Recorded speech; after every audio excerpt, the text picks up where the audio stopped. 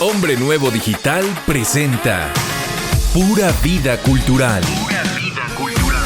Con Elisa González. Hola, ¿qué tal, queridos amigos? Aquí estamos ya disfrutando nuevamente la pura vida cultural. Les doy la más cordial bienvenida al inicio de nuestro programa de esta semana. Ya saben que estamos viernes y domingo.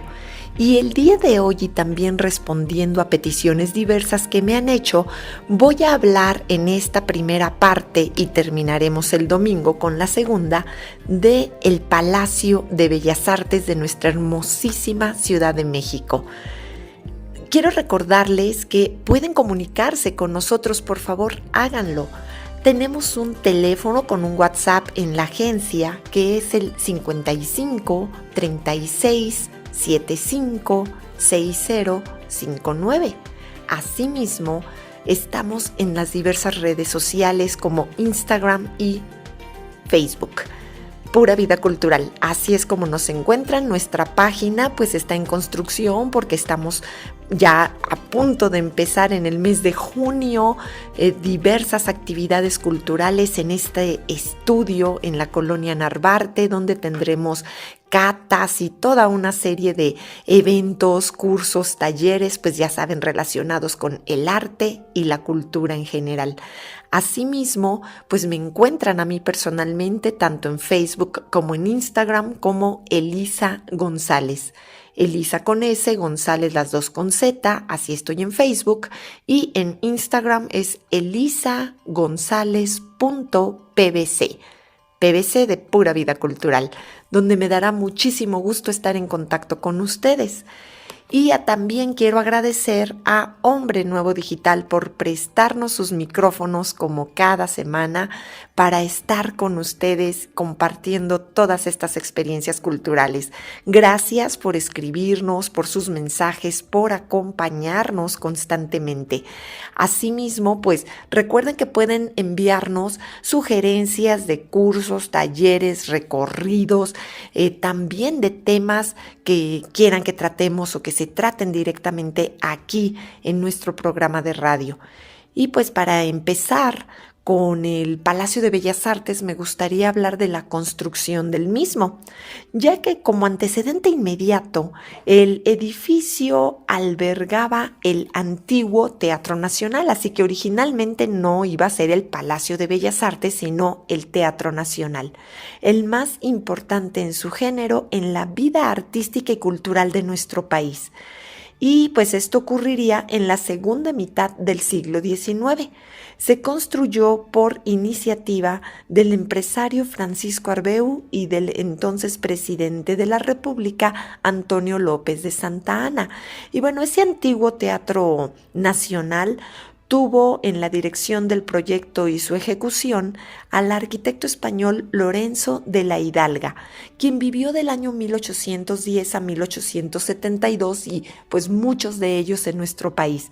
El programa arquitectónico no solo consideraba la construcción de un teatro y el impacto cultural y social que tendría no solo como entretenimiento, sino también como un medio de difusión de la cultura y del arte de diversas partes del mundo que llegarían precisamente a la Ciudad de México. También se tenía considerado en el recinto no solo el Teatro Nacional, sino un hotel. Así es, amigos, un hotel con habitaciones especiales para los actores, una fonda de lujo, que en aquel entonces fonda no representaba un edificio o un comercio de una calidad media o baja, sino que podía ser de alto nivel también, y un café, así como locales comerciales que darían a la calle, y todo se desarrolló en una superficie comprendida en lo que actualmente son las calles de Bolívar y Filomeno Mata, así como la avenida 5 de Mayo. Era bastante grande, o sea, imagínense, para aquel momento había lugar para 3,000 butacas. Y en esa época, pues las proporciones resultaban equiparables a las de algunos teatros europeos que tenían pues una presencia muy importante en el mundo del arte y la cultura internacional. El nombre que figuraba en el frontispicio, esto es, en la parte frontal del teatro, pues fue variando o variaba según los cambios políticos. A su inauguración en 1844 se le llamó Teatro Santa Ana, por razones obvias. Poco tiempo después llevó el nombre de un hotel y hacia 1845, a la caída del presidente, se le llamó por primera vez Teatro Nacional. Y al regreso de Santa Ana en 1853 llevó de nuevo su nombre. A su siguiente caída retomó el apelativo de Teatro Nacional. O sea, imagínense nada más, amigos, estarle cambiando el nombre. Me recordó un poco la historia de esta hermosísima escultura de la Diana Cazadora, que la vestían y la desvestían a gusto de la primera dama del momento. Asimismo, este nombre de Teatro Nacional lo conservó hasta la llegada de Maximiliano en el año de 1863, cuando también por breve tiempo fue llamado Teatro Imperial, nuevamente, por razones obvias. Y una vez restaurada la República en el año de 1867, volvió a llamarse Teatro Nacional hasta que fue demolido en el año de 1901. Y bueno, pues ya en estos albores del siglo XX, como parte del programa de obras arquitectónicas con las que se estaba dotando a la ciudad, se pensó en renovarlo. Posteriormente pensaron en demolerlo para construir uno nuevo, acorde con el crecimiento urbano y cultural que la ciudad estaba teniendo, y por supuesto acorde también con el gusto del presidente de la época, que no era otro más que don Porfirio Díaz. La localización del nuevo teatro pues fue objeto de un minucioso estudio por parte pues tanto de las autoridades como de su arquitecto, que fue nada menos que Adamo Boari, este italiano que construyó pues muchísimas obras destacadas en otras partes, pero que destaca sobre todo por la creación del excelente Palacio de Bellas Artes de la Ciudad de México. Ahora bien, ya hacia 1901, pues se había decidido que la Plaza del Teatro Nacional ocuparía el lugar limitado por la calle conocida en aquel entonces como Mirador de Santa Isabel o de la Alameda, que recibía en ese momento el nombre de Ángela Peralta. Esto sería al poniente, y la calle de Santa Isabel, lo que actualmente es el eje central, al oriente. Sí, entonces pues ya teníamos estas delimitaciones como lo conocemos en la actualidad. Y la calle del Puente de la Mariscala, que es actualmente la Avenida Hidalgo, estaría delimitando al norte, y la calle del Puente de San Francisco, que es la Avenida Juárez, lo estaría haciendo al sur. Y pues en este predio se tiene como primer asentamiento, en el año de 1526, el Tianguis de Juan Velázquez, que estaba limitado de norte a sur por las actuales avenidas Hidalgo y Juárez, y de oriente a poniente por el moderno eje central Lázaro Cárdenas y el terreno que ocuparía más tarde la Alameda Central. ¿Qué significa esto? Pues que realmente no era un espacio aleatorio, sino que allí concurrían las personas desde la etapa virreinal, y se sabe también que los españoles a su llegada aprovecharon los lugares de gran concentración de los aztecas para pues hacer allí o centros religiosos o centros de uso común, como podían ser los tianguis. Así que este espacio pues ya era muy visitado como tal desde la época mesoamericana. En el año de 1601, en pleno virreinato, se fundó en este lugar el convento de Santa Isabel. Y bueno, se arreglaron las casas de su fundadora, doña Catalina López de Peralta, con ese fin. Pero sería pues básicamente hasta el año de 1676 cuando se construyó un nuevo edificio para alojar a dicho convento. De esta manera, pues tendríamos una presencia sólida y fortificada en la zona. En 1861, la exclaustración, de las religiosas pues obligó a destinar el edificio a otros fines y el convento fue fraccionado y las instalaciones destinadas a un nuevo uso. La iglesia se convirtió en una importante fábrica de sedas y tintorería. Muchas de las obreras vivían con sus familiares en las habitaciones en las que en otro tiempo, mejor dicho, pues se alojaban las monjas o se encontraban enclaustradas. Y se puede agregar que en lo que fue el convento se dio cabida a casas elegantes, por lo que es el lado actual de la Alameda. Y también hubo casas de vecindad, así como el lugar fue sede de la Sociedad Filarmónica Francesa y hubo una oficina de teléfonos, o sea, todo eso en lo que actualmente es el terreno del Palacio de Bellas Artes. Y ya hacia 1901, pues entonces se dieron los primeros pasos para los trabajos pues relacionados con la construcción de este nuevo Teatro Nacional. Entre ellos, y por supuesto muy importante, el primero, que era la demolición del antiguo teatro en el mismo año de 1901 y de las fincas que alguna vez conformaron el convento que les mencioné de Santa Isabel, provocando pues con ello un cambio urbano muy notorio e importante en la zona y que fue por muchos años, aunque no lo crean amigos, el límite de la ciudad. Exactamente allí terminaba la Ciudad de México y nos íbamos hacia el Zócalo y hacia el Castillo de Chapultepec. Así de pequeña era el centro o el corazón de la gran Ciudad de México y de nuestro hermosísimo país. Pues, ¿qué les parece todo esto, amigos? Y me gustaría que después de que regresemos de una pequeña pausa, pues continuemos hablando de el proyecto del nuevo teatro y pues cómo influyó todo este proyecto en el gusto de las personas de la época y cómo se fue modificando. ¿Qué les parece, amigos? Regresamos. Aquí seguimos, queridos amigos, hablando de el Palacio de las Bellas Artes de nuestra hermosa Ciudad de México. Y comentamos en el bloque anterior pues acerca de los antecedentes del teatro, cómo inclusive pues se utilizó para otros fines, cómo tuvo un hotel, algunas habitaciones, etcétera. Y pues me gustaría hablar a partir de este bloque de lo que es el proyecto del nuevo teatro.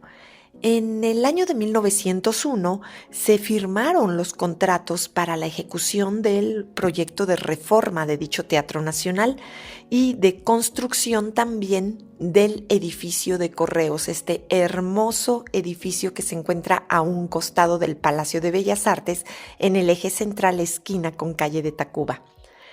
En este momento, pues originalmente la Secretaría de Comunicaciones contrató a Adamo Boari como encargado de formular los proyectos y al ingeniero Gonzalo Garita para llevarlos a la práctica. Se desconoce exactamente la razón por la cual se tomó la decisión de construir un nuevo edificio que alojara el teatro. Solo se sabe que en abril de 1901, Adamo Boari envió desde Chicago una carta en la que se comprometía a presentar un proyecto completo para el nuevo teatro. Se lo pidió en aquel entonces el presidente pues que viniera a México con los planos. Al ser aceptada la idea, Boari viajó a Europa y a Estados Unidos en 2 ocasiones para estudiar los principales teatros y redondear su proyecto. Del primer viaje surge un anteproyecto presentado en julio de 1902, acompañado por 10 planos. Y ya en este anteproyecto, el programa arquitectónico consideraba al edificio en 2 grandes partes. La primera, como un verdadero teatro de ópera, y la segunda, que comprendería un gran salón de fiestas que a su vez podría ser utilizado para conciertos, reuniones académicas, etc. Asimismo, incluía un restaurante y un suntuoso hall. y esta parte podría funcionar independientemente y permanecer siempre abierta. En 1902, el ingeniero Gonzalo Garita pues presentó una memoria que incluía todo lo que es el cálculo de los cimientos a partir de los planos de Boary e incluso convocó a un concurso para el suministro de los materiales de dichos cimientos. Boary no estuvo de acuerdo con estos cálculos. Aseguró que en la cimentación proyectada los puntos de apoyo pues no habían sido suficientemente estudiados y que el acero y el concreto calculados eran excesivos, lo cual provocaría, por supuesto, un hundimiento mayor al que ya presentaba y que sigue presentando la Ciudad de México. Esta discusión puso de manifiesto pues las divergencias en la forma de trabajo y también de pensamiento que existían entre el arquitecto y el ingeniero, y todo esto culminaría en 1904 cuando Gonzalo Garita renunció a participar en la construcción del teatro. Las diferencias, no obstante, y esto es muy importante recalcarlo, no impidieron que los dos continuaran colaborando en la construcción del edificio de Correos. El 12 de marzo de 1904, pues se entregó en la Secretaría de Comunicaciones y Obras Públicas, en este edificio, amigos, que actualmente ocupa el recinto conocido como Museo Nacional de Arte y que otrora fue la sede de la Secretaría de Comunicaciones y Obras Públicas, la famosa SCOP. Y que ahora, bueno, pues tenemos una glorieta y la Secretaría de Comunicaciones en la Colonia Narvarte. El proyecto definitivo, como les mencionaba, se entregó aquel 12 de marzo de 1904 y estaba compuesto por 18 planos y una extensa memoria descriptiva cuyos planteamientos generales se resumen o pueden resumirse de la siguiente manera, como lo voy a hacer. Es una excelente ubicación, donde Boary consideró que sería el nuevo centro de la ciudad y desembocarían las principales avenidas. Asimismo, el edificio estaría rodeado de jardines dentro y fuera de su plaza, y con el fin de relacionar más al teatro con los jardines de la Alameda, pues se proyectó una pérgola totalmente cubierta de flores, la cual por supuesto ya no existe. La superficie aproximada del teatro y su plaza sería de 96 por 116 metros, lo cual nos da una superficie total de 11.136 metros cuadrados, siendo la mayor área construida la del hall o recibidor.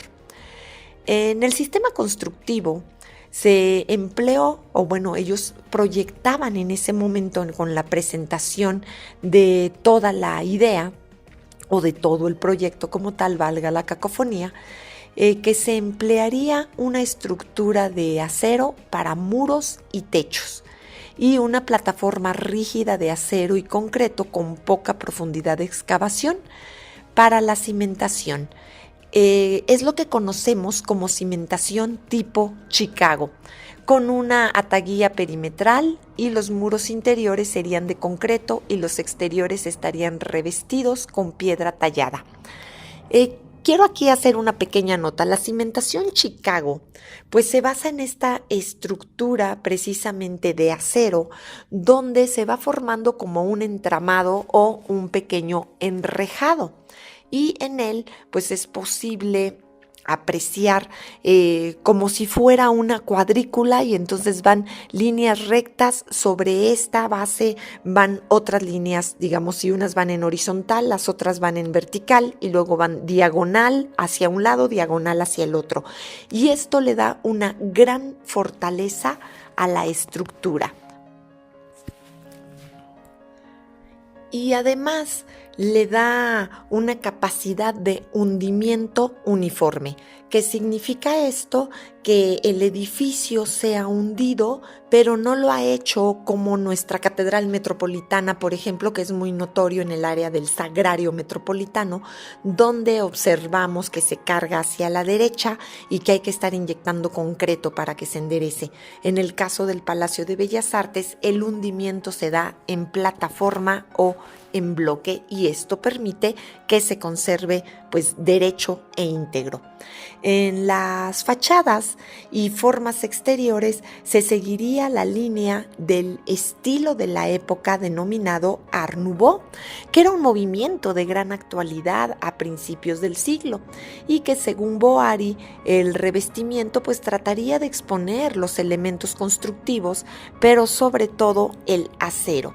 El mármol y la ornamentación pues debería acentuar la estructura distributiva del edificio, por lo que las fachadas a simple vista tendrían que revelar las plantas y los cortes y manifestar abiertamente la estructura de hierro como un elemento determinante.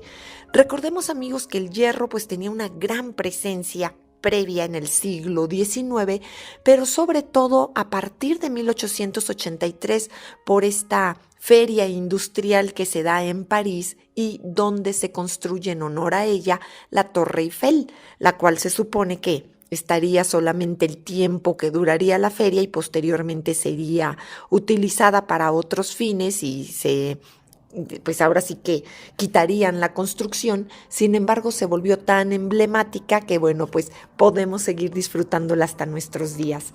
Y de esta manera, pues las estructuras de hierro, al ser determinantes, marcaron gran parte del estilo del Palacio de Bellas Artes también.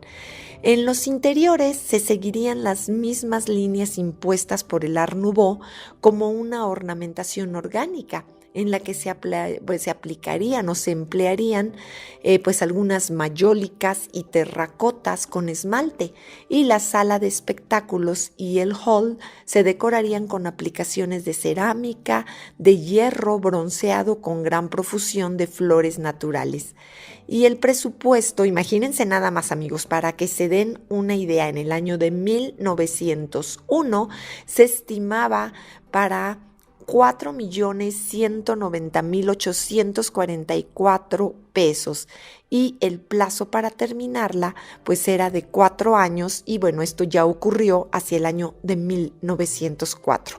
Por supuesto, pues hubo toda una serie de problemáticas, no solo constructivas, como ya hablamos de el ingeniero Garita y el arquitecto Boari con estas diferencias en cuanto a la construcción y al trabajo, sino que por supuesto esto iría retrasando las obras y se atravesaría posteriormente la Revolución Mexicana, lo que le daría pues un cambio absoluto a este concepto, ¿sí?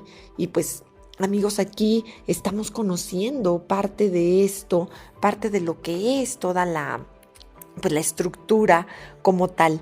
Y la construcción del Palacio de Bellas Artes, como lo conocemos en la actualidad, pues es compleja, tiene una dinámica singular. 2 épocas muy importantes de la historia de nuestro país definen a este palacio: el régimen de Porfirio Díaz y la Revolución Mexicana.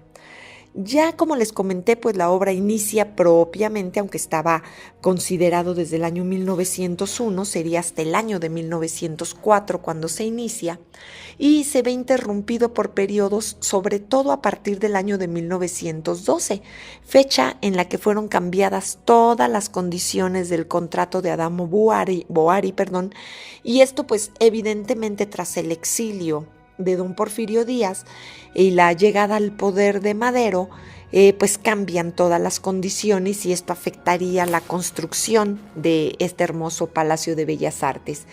Y en definitiva, pues él decide abandonar el país en el año de 1916 y con ello la obra queda detenida. Se había concluido hasta esa fecha casi todo el exterior, exceptuando el recubrimiento de la cúpula. Y ya en el lapso comprendido entre 1917 y 1929, pues hubo 2 intentos de los gobiernos postrevolucionarios para reanudar los trabajos, pese a que se avanzó muy poco. Y al empezar los años 30, pues había mejorado el aspecto exterior del edificio. Y en la segunda etapa constructiva, pues se imprime el sello del edificio en su terminación entre 1930 y 1934, con el arquitecto Federico Mariscal como director de los últimos proyectos. Y ya en lo que se refiere a la historia de la construcción del Palacio de Bellas Artes, pues se divide en 3 grandes etapas. Y bueno, solo se enumeran los acontecimientos relevantes cuando se habla del Palacio de Bellas Artes o los hechos históricos que la definieron. Y los trabajos pues quedarían divididos entonces en la época de 1904 a 1916 con Adamo Boari, quien establecería pues gran parte del estilo y la ejecución misma. Después tendríamos que hablar de 1917 a 1929, cuando se da toda una gran interrupción, y finalmente de 1930 a 1934, cuando pues ya la obra ahora sí que se lleva a cabo y se termina para presentarla pues básicamente como nosotros la conocemos hoy día. Así que sería esta etapa de Federico Mariscal. Y pues si les parece bien, amigos, continuaremos hablando de ello pues en el siguiente bloque como tal. Y aquí estamos de vuelta, queridos amigos, hablando del Palacio de las Bellas Artes. Les comentaba en el bloque anterior acerca de estas 3 grandes etapas en las que puede uno dividir la historia constructiva del mismo, que es de lo que estamos hablando ahora, que fue del año 1904 a 1916 con Adamo Boari, 1917 a 1929 con esta gran interrupción y 1930 a 1934 con Federico Mariscal. En este bloque y muy probablemente en el siguiente alcanzaré a hablarles de esta primera etapa de Adamo Boari. La cimentación, que es algo muy interesante. Les recuerdo, haciendo un pequeño paréntesis, que en algún programa anterior y que nosotros ya tenemos los podcasts en el YouTube de Pura Vida Cultural, por favor, bájenlos ahí, puedan verlos, compártanlos, de programas que hayan escuchado y también de los que no han podido escuchar. Les recuerdo, en YouTube, en Pura Vida Cultural. Y allí hablé en alguna ocasión de lo que son los palacios del centro histórico o de la ciudad de los palacios, y mencioné pues detalles generales, muy generales, porque hablé de 7 palacios en una sola hora respecto a lo que es su importancia en esta conformación de la Ciudad de México y la forma palaciega en que se nos percibía. Sin embargo, fueron unos cuantos minutos. Estaré ahora, como les mencioné desde el principio, concentrándome específicamente en lo que fue la construcción, que es algo de lo que se nos habla muy poco, pero que es tremendamente interesante entender cómo elemento constructivo, el espíritu que fue forjando al Palacio de Bellas Artes, nos regaló el hermoso recinto que hoy día disfrutamos y apreciamos. Entonces, la cimentación inicia con los trabajos de excavación el 27 de noviembre de 1904, quedando a cargo de Alfredo Jiménez, quien terminó de hacerlo en el año de 1905. Obviamente él y su equipo. Año en el que el presidente Porfirio Díaz coloca la famosa primera piedra del Teatro Nacional. Y desde finales de 1904 hasta 1912, la casa Milliken Brothers de Chicago, cuya sucursal en México estaba en el edificio de la Mutua, que actualmente es el Banco de México, firmó los contratos por los cuales se encargaba de todos los aspectos relacionados con la construcción de la obra. Los planos, cálculos y las especificaciones como tal para la ejecución de esta los realizó William Bickmeier de Nueva York, y en la cimentación se adoptó el sistema de emparrillado con relleno de concreto para formar esta plataforma flotante muy usada en Chicago, y por lo cual, como les mencioné anteriormente, lo conocemos como cimentación Chicago, cuyo subsuelo se creyó semejante al de la Ciudad de México, y entonces se construía con viguetas de acero y concreto proyectado con el fin de soportar el edificio en caso de que hubiera un asentamiento y, por supuesto, el hundimiento respectivo. Y además se proyectaron en un número suficiente para repartir el peso de las columnas de la estructura metálica. La plataforma se encontraba terminada ya a mediados de 1906. La estructura metálica estaba formada por un armazón que era completo de acero que soportó y ha soportado todos los pisos, salvo el foro, y asimismo todos los techos y paredes, y fue concluida a finales de 1906. Poco tiempo después se terminó la estructura interior de la sala, en cuanto a palcos y galerías se refiere. Las fachadas, a su vez, después de algunos estudios para seleccionar la piedra del basamento del edificio, se sugirió que fueran recubiertas con mármol, y en marzo de 1905 se firmó un contrato con Antonio Macchi, José Campani y Augusto Volpi, que eran los concesionarios para la explotación de las canteras del Cerro de Tenayo el Grande, municipalidad de Yautepec, Morelos. Y por incumplimiento, desafortunadamente, se rescindió el contrato y se estableció uno nuevo con Grolier y compañía, quienes también se encargaron del labrado mismo del mármol para las fachadas. En 1905, entonces, después de algunos cambios en los contratos, pero mientras se seguía cimentando y construyendo el basamento, se iniciaron los trámites para la provisión del mármol destinado a las fachadas del teatro. Y la compañía Mármoles, Cales y Maderas de Buenavista Guerrero suministró el mármol blanco de sus canteras para las fachadas. Los contratos que se firmaron con esta compañía fueron varios, y el primero, como tal, fue en septiembre de 1905. Otro se dio en agosto de 1906 y uno más en noviembre de 1907, liquidándose en 1909. Los trabajos de labrado del mármol para el basamento y la fachada se realizaron en los terrenos de la Escuela Nacional de Agricultura, en los de la Penitenciaría y en los talleres de labrado ubicados en Santa Julia. Y por iniciativa de Boari, se mandarían a traer algunos bloques de mármol de Carrara como tal, de Italia, pero la realidad es que aunque se nos dice históricamente que es el mármol italiano, estamos hablando de mármol blanco, ¿sí?, de Buenavista en el estado de Guerrero. Y por iniciativa de Boari, y debido a las dificultades que tenían los contratistas que iniciaron el labrado del mármol destinado al basamento y las fachadas, para hacer los bloques totalmente regulares y cumplir con los contratos a tiempo, se solicitó que la ejecución de las columnas para pórticos y algunos elementos de las fachadas y otros trabajos ornamentales se llevaran a cabo en Italia, como les mencioné, país de origen de Adamo Boari.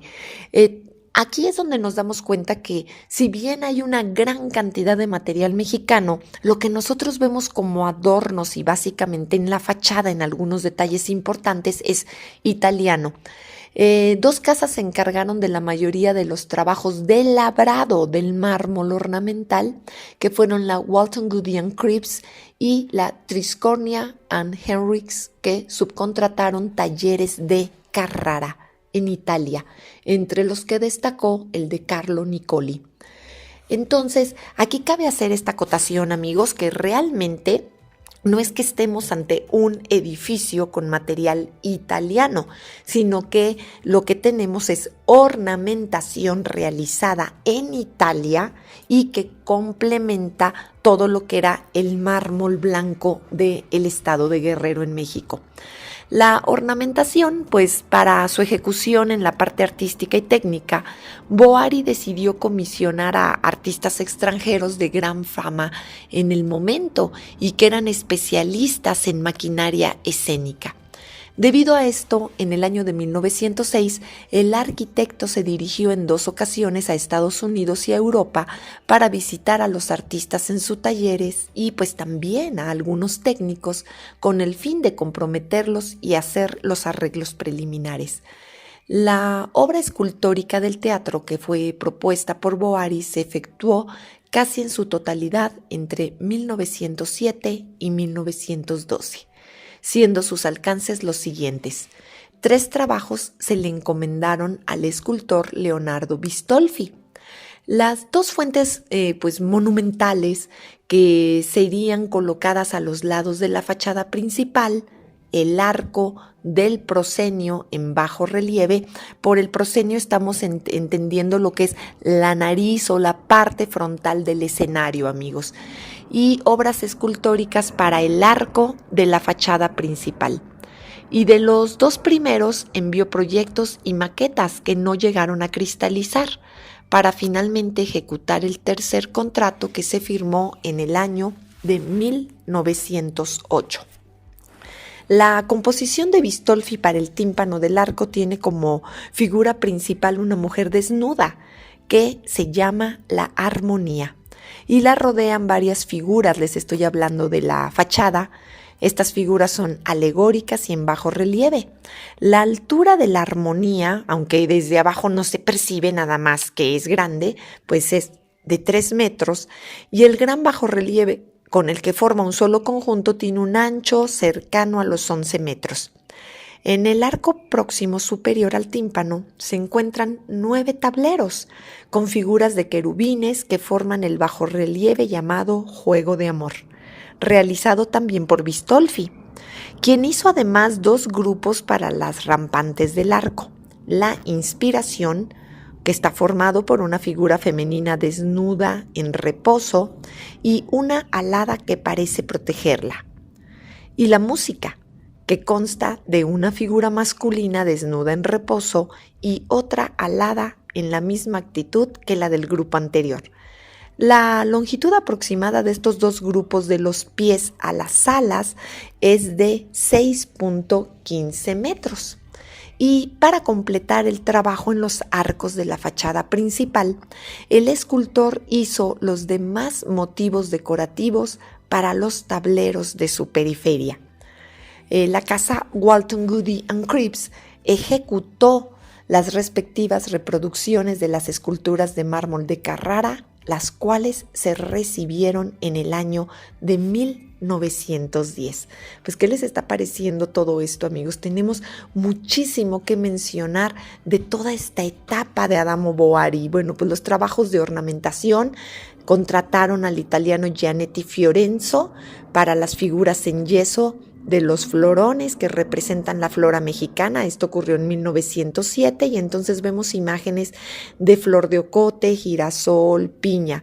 Asimismo hay reproducciones de cabezas de animales como coyotes, chivos, monos, perros y cabezas humanas que representan ira, alegría y tristeza, entre otras emociones. Y por supuesto, el caballero águila y el caballero tigre, flanqueados por serpientes. Todos estos detalles ornamentales fueron hechos con mármol de Carrara. Y si les parece bien, continuamos en nuestro siguiente bloque. Y aquí estamos ya, amigos, en este último bloque, y pues me gustaría cerrarlo con esta primera etapa de la que estamos hablando de Adamo Boari en el aspecto constructivo de 1904 a 1916 y dejar las otras 2 etapas constructivas y algunos detalles de bellas artes para nuestro programa del domingo.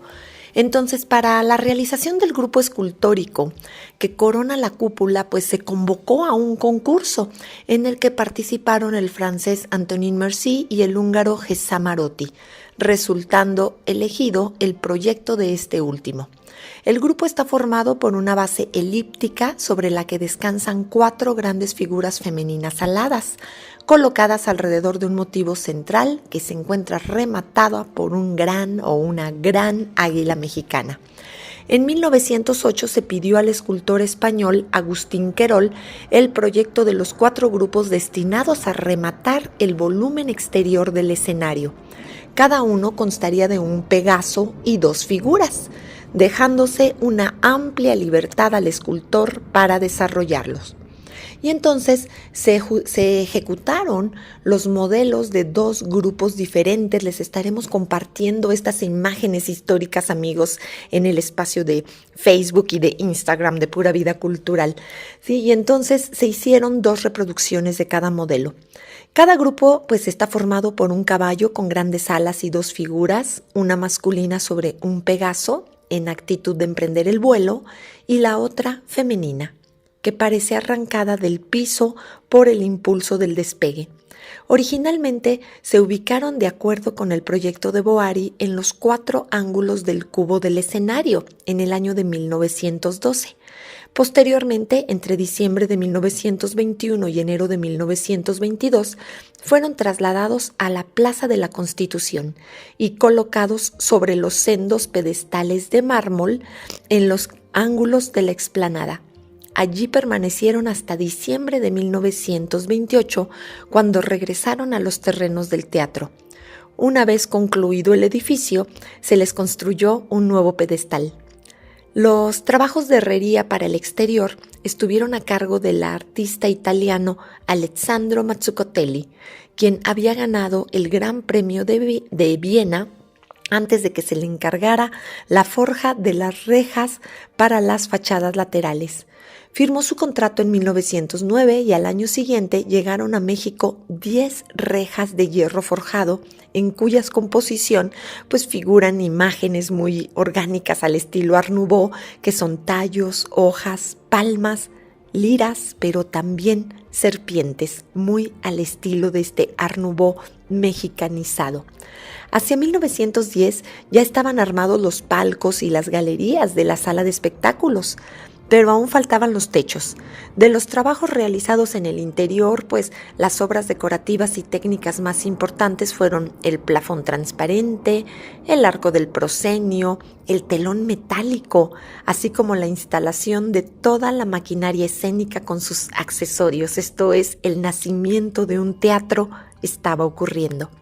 El plafón transparente de la sala fue diseñado por Gesamarotti y ejecutado con vidrios emplomados y bastidores de hierro. Su estructura metálica tuvo que adaptarse al esqueleto ya construido. El tema de la composición es el Olimpo y las 9 musas, una gran figura alada del centro que representa a Apolo también se encuentra en el conjunto. Nos han solicitado que hablemos de Apolo y de las 9 musas y pues también es otro tema de los que tenemos pendientes para compartir con ustedes, amigos. Los modelos al tamaño natural para la realización de este plafón abovedado llegaron a México en 1910. Pero la parte metálica y el material para el revestimiento se recibieron aproximadamente hasta 1916 y se sabe que en el año de 1917 todavía no se terminaba de instalar el revestimiento y que no fue sino hasta 1919 cuando se terminó el plafón. Obra también del escultor Marotti fue el diseño y realización del mosaico mural situado sobre el arco del proscenio. Su composición pues representa el arte teatral a través de las edades. Tiene una superficie aproximada de 55 metros cuadrados y consta de 26 figuras. Se ejecutó en lo que se conoce como téxeras, que son lascas de vidrio de colores sobre un fondo de oro viejo con incrustaciones de eosina y reflejos metálicos. La necesidad de contar con un telón protector contra el fuego, pues era una gran preocupación de la arquitectura de esa época, y la solucionó de una manera espectacular Adamo Boari, al lograr construir un armazón de acero de doble pared, revestida por la parte que da al foro con láminas acanaladas, y por el lado de la sala con cristal opalino u opalescente. Se nos dice que poco más de 1 millón de piezas de cristales se utilizaron para su composición. Con este tipo de telón se resolvieron los problemas de construcción y decorativos, y este resultó un muro rígido que se levanta a manera de compuerta para proteger a los espectadores en caso de un incendio. La construcción de la parte metálica del telón la hicieron 2 casas alemanas, ¿sí? Que son Maschinenbaugesellschaft y Bereichsfabrik, Por supuesto, mi alemán no existe, queridos amigos, así que pueden reírse de mi espantosa pronunciación, pero bueno, eso son las fábricas que se encargaron, o esas fueron las fábricas que se encargaron, con base en los cálculos y planos del ingeniero alemán Albert Rosenberg, y fue resuelta con una estructura de hierro revestida de lámina de zinc ondulada y calculada para una carga adicional de revestimiento de 500 kilogramos, por metro cuadrado, resultando su peso total de aproximadamente 22 toneladas. Sus dimensiones son de 14 metros de ancho por 12.5 metros de altura y un espesor de 32 centímetros. El motivo para la decoración del telón fueron las cumbres nevadas del Valle de México. Sí, nuestros famosos volcanes Popocatépetl e Iztaccíhuatl, vistos a través de un gran ventanal. Los volcanes legendarios quedaron al centro de la composición en la parte baja, y en primer término puede observarse la vegetación y en la superior un límpido cielo del Valle de México, como diría Carlos Fuentes, la otrora región más transparente. Asimismo, después de haber recibido el arquitecto Boari una serie de proyectos, fue seleccionada la Casa Tiffany de Nueva York y el contrato se firmó en noviembre de 1909 y el telón quedó totalmente instalado en el año de 1912. Y la casa contratista recibió la parte metálica del telón y la revistió con el Tiffany Lustral Glass, dividiéndola en 206 tableros de 0.9 metro cuadrado aproximadamente cada uno. El telón está formado por cerca de 1 millón de piezas de cristal opalescente bellísimo de 2 centímetros cada una, colocadas con un mortero especial, refractario al calor y a la vez impermeable. El trabajo de la lámina bronceada que forma el bastidor, simulando un gran ventanal, también lo hizo la famosísima Casa Tiffany. Otro trabajo para la sala de espectáculos realizado en la época de Boari fue la instalación de toda la maquinaria y accesorios del escenario. El proyecto estuvo bajo la responsabilidad del ingeniero Rosenberg, quien en 1907 firmó el contrato para la maquinaria fija y movible, los aparatos hidráulicos, las cortinas de hierro, compresoras de agua, equipo eléctrico, todo lo que se necesita como accesorio para la instalación completa y de primer orden de un teatro. Y la maquinaria y los elevadores serían movidos por electricidad. Las dos empresas alemanas mencionadas se encargaron de las instalaciones. Enviaron materiales e instalaron la maquinaria del escenario y de la plataforma de la orquesta, así como el elevador del fondo del escenario, cuya entrega y prueba se hizo a finales de 1910. El arquitecto Boari no llegó a haber concluido el Teatro Nacional, porque el programa de trabajo que se iba a desarrollar en 4 años pues no fue enteramente cumplido, y a partir de 1908 se intensificaron los trabajos, pero las luchas revolucionarias hicieron que estos pues declinaran lentamente desde 1912 hasta que Boari abandonó el país en marzo de 1916. Y pues esto influyó en el poco interés de los gobiernos revolucionarios por terminar un edificio de esta magnitud, y además la construcción desde el principio pues mostraba un problema serio, que era el hundimiento parejo, pero hundimiento al fin y al cabo que podemos ver hasta el día de hoy, amigos. Y ya en 1907, cuando estaba pues prácticamente concluida la estructura metálica, pues se dan los primeros indicios de hundimiento y se tuvieron que reforzar los cimientos. El trabajo más importante se da en septiembre de 1910, se termina en agosto de 1911 y el cemento que se utilizó para reforzarlo fue de 951 toneladas. En mayo de 1912 se puso otra serie de inyecciones y el material usado fue de 908 toneladas y eso permitió pues que el edificio no continuara hundiéndose. Lo hace al parejo que la ciudad. Pues, ¿qué les ha parecido, amigos? Aquí estamos terminando el día de hoy. Les recuerdo que vamos a estar compartiendo imágenes con ustedes de todo esto y el domingo los espero para hablar de estas etapas de 1917 a 1929 de la interrupción y también pues ya de 1930 a 1934 con la conclusión de la obra con Federico Mariscal y por supuesto algunos otros detalles y anécdotas del hermosísimo Palacio de Bellas Artes que engalana nuestra Ciudad de México. Pues estamos terminando, amigos, los espero el domingo. Les recuerdo que soy su amiga Elisa González y soy Pura Vida Cultural. Hombre Nuevo Digital presentó Pura Vida Cultural con Elisa González. Nos escuchamos la próxima semana. Hombre Nuevo Digital transmite desde sus estudios en la Torre Presidente Reforma, Andrés Bello 45, Colonia Polanco, Ciudad de México. Hombre Nuevo Digital. Formación en valores para un mundo mejor. Estamos cerca de ti.